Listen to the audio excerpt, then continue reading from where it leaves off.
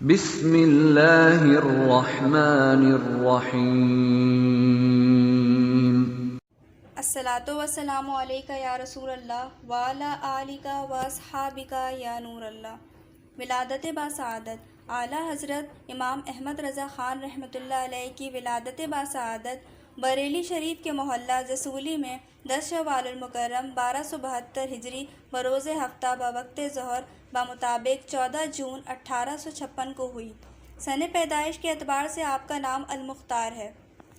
حیرت انگیز بچپن عموماً ہر زمانے کے بچوں کا وہی حال ہوتا ہے جو آج کل بچوں کا ہے کہ 7-8 سال تک تو انہیں کسی بات کا ہوش نہیں ہوتا اور نہ ہی وہ کسی بات کی تہ تک پہنچ سکتے ہیں، مگر اعلیٰ حضرت رحمۃ اللہ علیہ کا بچپن بڑی اہمیت کا حامل تھا۔ کم سنی خردسالی یعنی بچپن اور کم عمری میں ہوش مندی اور قوت حافظہ کا یہ عالم تھا کہ 4.5 سال کی ننھی سی عمر میں قرآن مجید ناظرہ مکمل پڑھنے کی نعمت سے باریاب ہو گئے۔ 6 سال کے تھے کہ ربیع الاول کے مبارک مہینے میں ممبر پر جلوہ افروز ہو کر میلاد النبی صلی اللہ علیہ وآلہ وسلم کے موضوع پر ایک بہت بڑے اجتماع میں نہایت پرمغز تقریر فرما کر علماء کرام اور مشائخ اعظام سے تحسین و آفرین کی داد وصول کی۔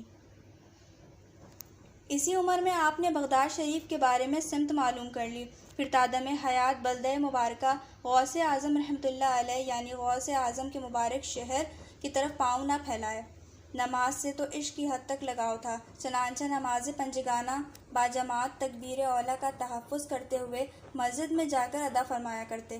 جب کبھی کسی خاتون کا سامنا ہوتا تو فوراً نظر نیچی کرتے ہوئے سر جھکا لیا کرتے، گویا کہ سنت مصطفیٰ صلی اللہ علیہ وآلہ وسلم کا آپ پر غلبہ تھا، جس کا اظہار کرتے ہوئے حضور پرنور صلی اللہ علیہ وآلہ وسلم کی خدمت عالیہ میں یوں سلام پیش کرتے ہیں: نیچی آنکھوں کی شرم و حیا پر درود، اونچی بینی کی رفعت پہ لاکھوں سلام۔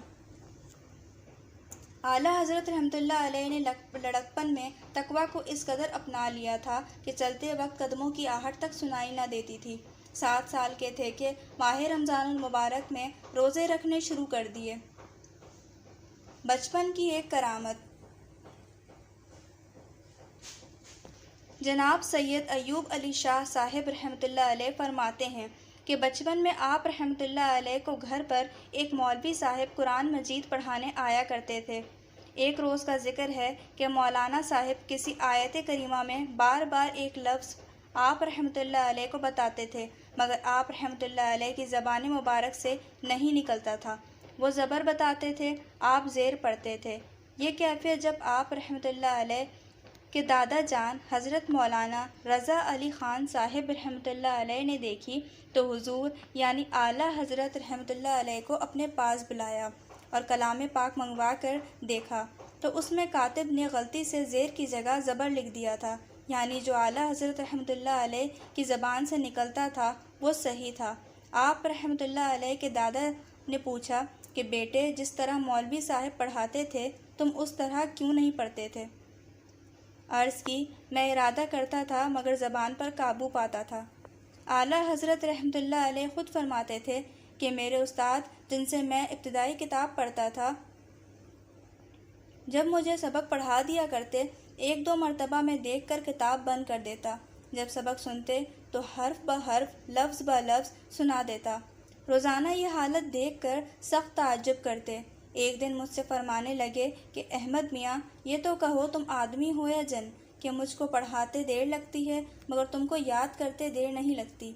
آپ نے فرمایا کہ اللہ کا شکر ہے میں انسان ہی ہوں، ہاں اللہ عز و جل کا فضل و کرم شامل حال ہے۔